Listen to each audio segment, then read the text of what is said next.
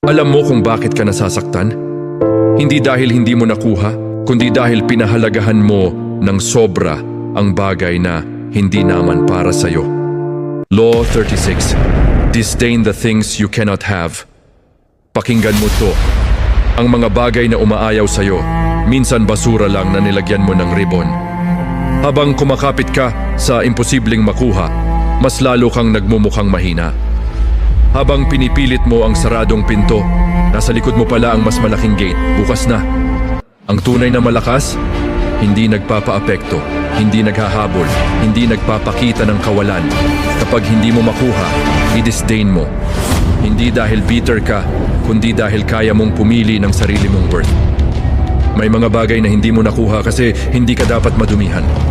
May mga taong hindi bumalik kasi hindi sila kasama sa future na binubuo mo. May mga oportunidad na nawala kasi may mas mabigat na parating. Kapag kaya mong talikuran ang hindi mo makuha, nagiging kakaiba ang aura mo.